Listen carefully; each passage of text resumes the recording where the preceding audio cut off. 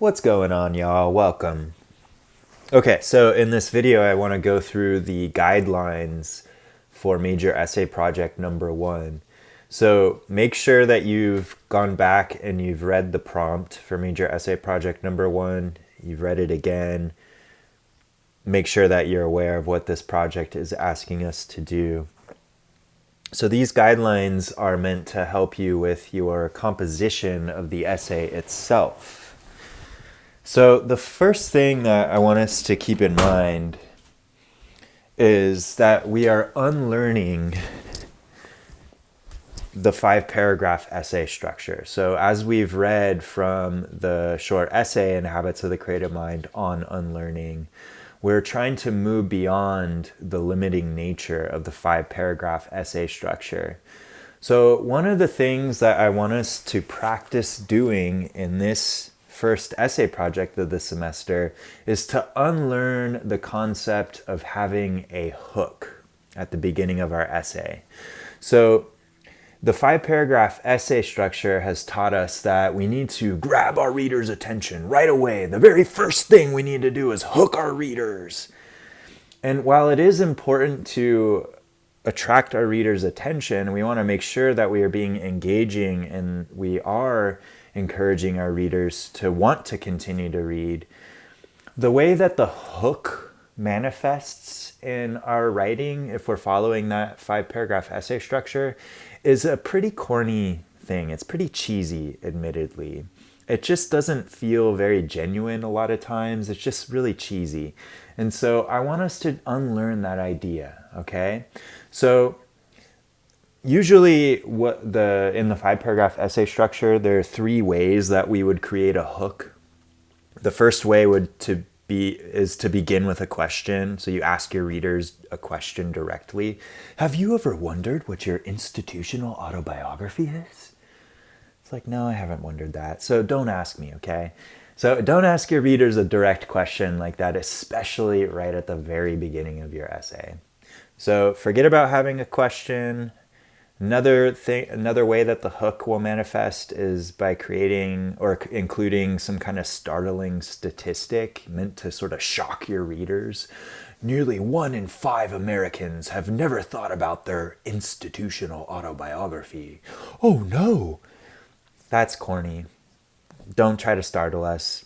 Don't look up some crazy statistic online just to kind of attract your readers' attention that way. It's corny. Okay. And then the third way that the hook will manifest is finding some kind of quotation from some random person, especially just, if we just type into Google questions about, quotations about such and such. And Benjamin Franklin once said, blah, blah, blah. And it's really corny. So I want us to forget those 3 ways of beginning an essay. Okay.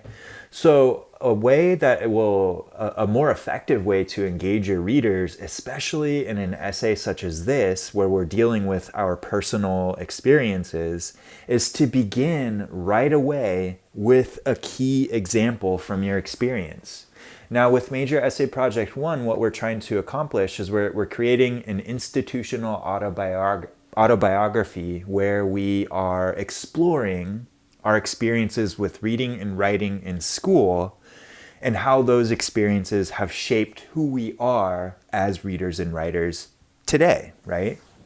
So what a really strong way to begin your essay is to put us right in that 3rd grade classroom. It was a Tuesday morning and Mr. So-and-so was handing back our paragraphs, whatever it was, right? So you just put us right into the action of a key experience that you are trying to explore in your essay, okay? So don't start off with some kind of general introduction. I've had several bad experiences with reading and writing. I've also had several good experiences. No, forget all that. Just put us right into an experience. Get right to the point, okay? That's going to be much more engaging than a sort of boring, corny, cheesy 5-paragraph essay style introduction, okay? So what you could do then with your... Sorry, my cat just jumped across my keyboard. Just want to make sure everything's good. It seems like we're still recording. All right. So what you'd want to do with that introduction, create a key example or kind of put us in the scene. And then from there, you could use that example to lead into discussing the significance of some of these experiences.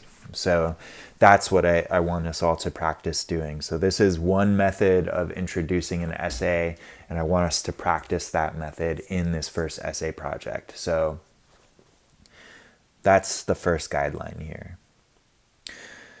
Second guideline, we want to make sure that we are using paragraphs to separate our ideas. Okay, so just because we're not writing a 5-paragraph essay does not mean that we are getting rid of the whole notion of paragraphs. Paragraphs are very important. They help us organize our thoughts, not only for ourselves as the writers of a piece, but for our readers. They are little containers that help to kind of organize information in a way that makes sense so our readers can understand it. So we want to make sure that we are using paragraphs to separate our ideas. And by the time we submit our polished drafts of Major Essay Project number 1, we need to have at least 7 well-developed paragraphs. You can have more than 7, but we can't have fewer than 7, okay?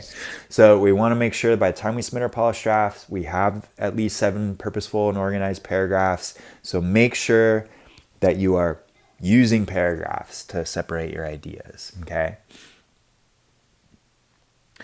The third guideline here is we want to make sure that we're showing a strong awareness of our audience by writing to engage smart, attentive readers. Okay, so that's a quotation from Habits of the Creative Mind on page 173. But to show an awareness of our audience means that we know who is going to be making up our audience. Who are our readers? What kinds of people will be reading our writing? And what are the expectations of those readers? We need to make sure that we're at least meeting those expectations so that our readers are going to find our ideas credible, right? So we want to make sure that we're paying close attention to who we're writing for in this. So what we call this awareness, or what we call this concept, is a rhetorical situation. So anytime we sit down to write something, we find ourselves in a new rhetorical situation. It's a new environment that we're writing in every single time that we sit down to write. So we need to pay attention to who our audience is, what we're trying to accomplish in that piece of writing, and we need to figure out how we're going to make sure that we as the writers are credible. So those 3 components make up what we call the rhetorical situation. Okay, so pay attention to these different questions here to help you think about this. What is your purpose for writing this essay? Do you accomplish this purpose? So for Major Essay Project number 1, what we're trying to accomplish is we're trying to explore our experiences with reading and writing in school up until this point so that we can understand how those experiences with reading and writing have influenced who we are as readers and writers today. So that's our purpose. That's what we're trying to accomplish. So ask yourself, do you accomplish that purpose? So after you've composed a draft, or as you're composing your draft, are you accomplishing that purpose? Is that what you are setting out to do? And are you doing it effectively? Who are your potential audience members, and what do these readers expect from you? So I am your most direct reader as the professor of this class, right? So you can guarantee that I will be reading your essay. So I am your principal audience member. However, I'm not the only audience member. I want us all to think of our audience in a broader sense. So not only will I be the reader, but you also might be writing for your fellow classmates. So other people in this class. So other people who have experience with working with Habits of the Creative Mind, at least for a couple weeks so far. Other students who are trying to become better writers, other students in college. So there are certain expectations that these other readers will have. And then you also want to think about an even broader kind of level to your audience. Just people who maybe are interested in reading and writing, people maybe that you know outside of school, friends, family, those types of people, or other people, like I said, who are just interested in reading and writing. Those are also potential audience members. So you need to think, how are you going to ensure that those people, all of those different categories of readers that you might have in your audience, how are they going to find you credible as a writer? Okay, how are they going to trust you as a writer? How are they going to be engaged by your ideas? And will they think that your ideas matter based on how you present them? All of those things are important, and that's a part of the rhetorical situation. So throughout the semester, in everything that we write, I want us all to be very mindful of our tone and our diction. Okay, so tone is... it's kind of like the vibe that you create in your writing, okay? So it's the vibe that you create to help your readers find your ideas credible. So you want to make sure that you're treating these ideas seriously so that your readers treat them seriously, but that doesn't mean that you need to be boring and overly dry or try to sound smart. That's not what that means. It just means that you're treating your ideas with the seriousness that they deserve, right? And then diction, this means word choice. So you might recognize the base of dictionary. So a dictionary is a book full of words, right? Definitions of words.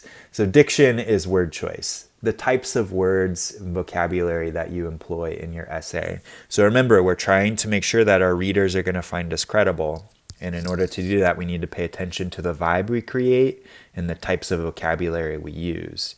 Are you too informal, casual, or conversational in the way you explain your ideas? Writing is different than talking. I'm talking to you all right now, and I'm using informal language in some instances. I might repeat myself. I might explain an idea, provide an example. I might backtrack a little bit. If I didn't explain something correctly the first time, I'll do another pass at it. All of that is fine in talking, in conversation. But in writing, we need to make sure that we're not sounding too casual, too informal, too conversational like that. Because people get turned off by writing that sounds too informal in that way. We're not sending quick text message to our best friend. We're not just dashing off an email to our family member. We're not just posting, to Instagram or something like that. We're in an academic setting. We have an academic audience. We have academic expectations. We just want to make sure that we're upholding those. So elevate your tone and diction above the conversational level. All right. So keep that in mind. So don't rely on slang or text speak or we just want to make sure that we're sounding that we're taking time to express our ideas in a clear way, because we have the benefit of time in writing, whereas in speech, we don't necessarily have the benefit of time. We kind of just have to talk, and if we mess up, we have to correct ourselves and say it again or say it a different way. But in writing, if we mess up, we don't need to write out, oh shoot, I messed up, let me write this again in a different sentence. No, we delete that messed up sentence and reform it so that the sentence comes out correct, right? So we want to make sure that we're doing that type of stuff. Does your essay reward repeated acts of attention? And so this is another quotation from Habits of the Creative Mind. Miller and Jurecic mention this several times throughout the book. A piece of writing that rewards repeated acts of attention means that you can return to that piece of writing again and again, and every time that you do, you're going to be rewarded for your effort. You're going to get something new from it, and you're going to find value in it. Think about all of your favorite movies, your favorite songs, your favorite books, your favorite whatever. The reason that they are our favorites is because every time we go back to them, we are rewarded for that, right? We watch our favorite movie. If we've seen it 100 times, on the 100th time, we're still getting new and valuable information from it. And that's why it rewards those repeated acts of attention. So we want to try to do that with our writing. Make sure that somebody's not going to just read it once and be like, oh, okay, cool, never have to read that again. No, we want to compel our readers to want to read it again. And every time that they do read it again, oh, they get something new from it. And then we want to make sure that each word it counts. And what that means is that every word that we have put into our essay has a specific job to do. There's no wasted words. There's nothing extra to fill up space. There's no filler or fluff, or, we're not taking 5 words to say something that we could say in a single word. So just making sure that we're being concise and we're using as few words as possible to say as much as possible. All right, so the next guideline, this is something that we are trying to move beyond, which is a carryover of the 5-paragraph essay, and that's what I call the listing effect. We want to avoid the listing effect. In other words, you want to treat the ideas and points in your essay as a unified progression of ideas. So the listing effect means that we're just treating each point in our essay as an item in a list. Here's one point. Now let me move on to a completely different point and not show how it relates to the point before it. Right? That's a carryover, the 5-paragraph essay structure. If we think about the 5-paragraph essay structure, in our thesis, we state our 3 reasons for supporting whatever it is that we support. Point A, point B, and point C. Those are 3 items in a list. We don't need to show how they're connected. We just need to have them in our list. And that right there is just, it's not a very sophisticated approach to writing. And we are trying to be more sophisticated in our approach. College demands that we are more sophisticated in our writing. So we want to avoid just treating each point as though it's a separate, disconnected item in a list. So instead, think about how one point leads into the one that follows. How does that point lead into the ones after that? Right? So every point in your essay is a single link in a chain of meaning. Everything should be connected. Points that are disjointed or seem like disconnected items in a list create the listing effect, which we want to avoid in our essay writing. Avoid beginning your paragraphs with the word another, because that will automatically create the listing effect. Another example is blah. Another item on my list is blah. We want to avoid that. So just if you've in the past, if you've kind of relied on that as a sort of transition, I want us to expand our toolbox. So to avoid beginning your paragraphs with the word another. Show how each of your points is connected to the bigger picture of your essay. Blend them together rather than keeping them separate from one another. Show how they are related or connected. So I like to think of our transitions between paragraphs, not so much as just words or phrases that we use, but rather bridges that we build between ideas. How does one idea lead into the idea that follows? So one sentence construction that you might practice using and expanding on is not only this, but that. Not only do we need to consider this idea, we also need to consider this next idea, right? That right there is showing how those 2 ideas are connected. They're showing the relationship. So we want to try to do that. Next guideline here, be sure to include specific examples that demonstrate how your personal experiences or history have influenced your relationship to reading and writing in school. Remember, this essay is challenging us to examine our past, to examine our experiences, to examine our history as readers and writers. And in order to do that successfully, we need to make sure that we're including specific examples. Not just general examples, but specific examples. Is there a specific teacher who played a very important role in your development? Okay, if so, who is that teacher? What's that teacher's name? What did their classroom look like? What was some of the things that you did in that class? Why was that teacher so influential? Right? So that's important to pay attention to. If you do include quotations from an outside source, be sure to cite that source in a works cited page. As Miller and Jurassic ask, does your essay work with thought-provoking sources?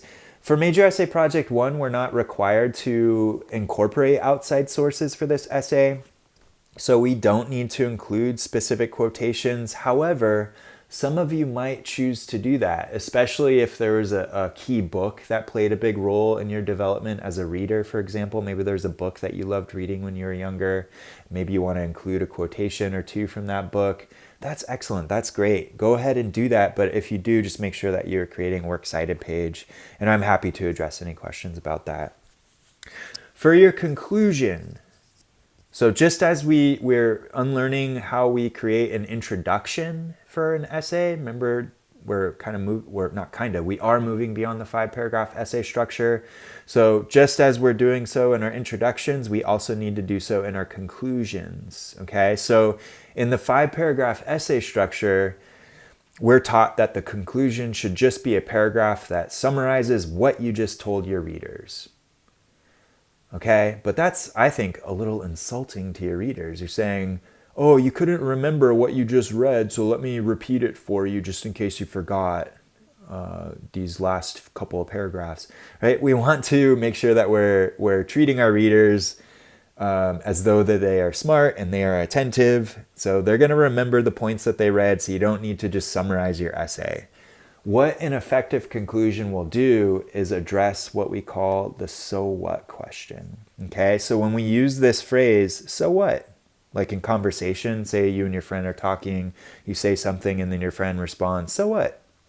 What your friend means is, okay, why should I care? Why is that important? What's the significance with that?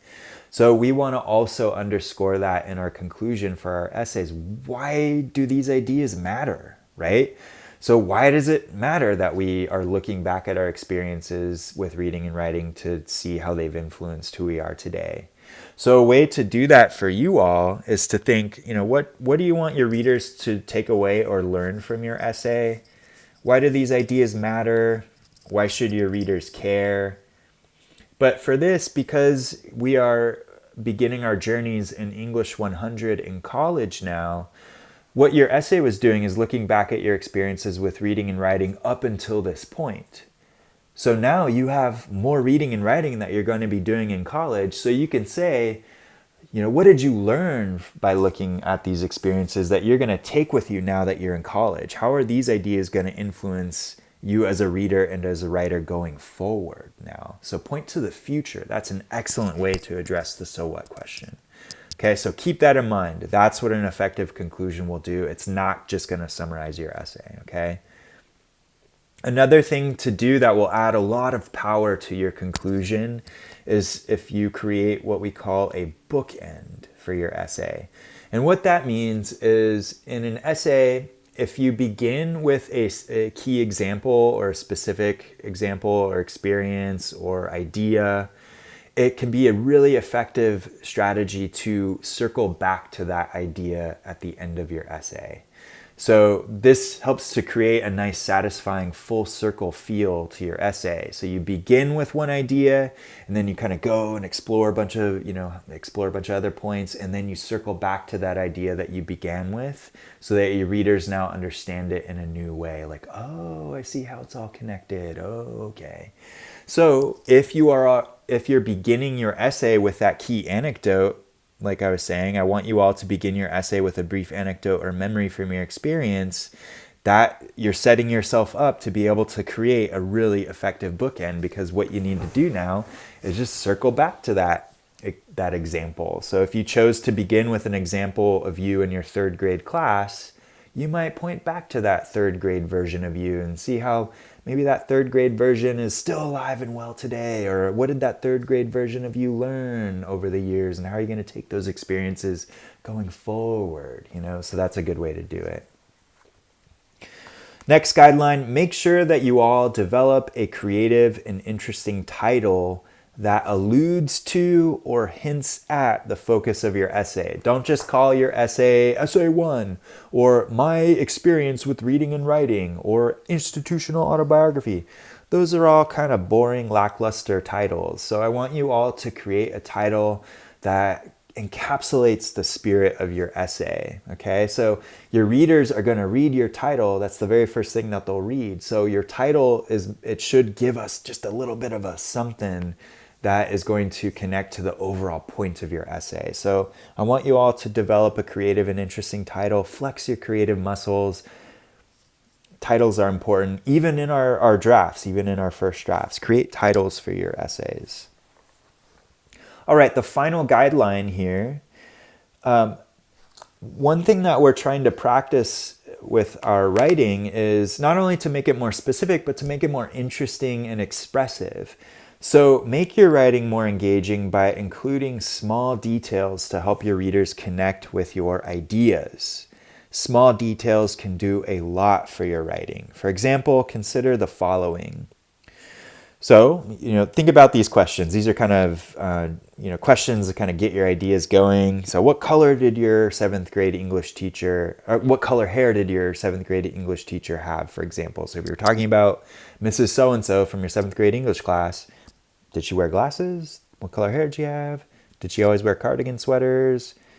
Things like that. So just a small detail. You don't need to go and give us a play-by-play of every single thing that person's wearing or every single detail about their appearance, but just give us 1 or 2 key details. What color hair? How did their voice sound? Something like that. That can go a long way for your readers. What did your classmates say to you in that situation you're describing? So if you're talking about how you're stuck with the smelly kid doing a group project, what did that smelly kid say or do in that group project experience? What did your classroom look like? Was your classroom painted a certain color? Was there a specific poster that you always stared at? Was the clock always, taunting you as you're waiting for class to end? Little details like that can give your reader so much to latch onto, and they're going to make your writing just so much more engaging and richer. So I want you all to think about that, just peppering in those little details throughout. As I mentioned, you don't need to go in painstaking detail for every little thing, but give us 1 or 2 key details for these things throughout your essay that will help your readers visualize these things. All right, y'all. So all of these guidelines in one way or another are built into the rubric that I will be using to assess your polished draft. So these are the makings of a more successful essay. So strive to address these guidelines in your first draft, and then definitely in your polished draft when you submit the polished draft. And if you have any questions about any of these things, send me a message. Let me know. I'm here. I'm here to help you out.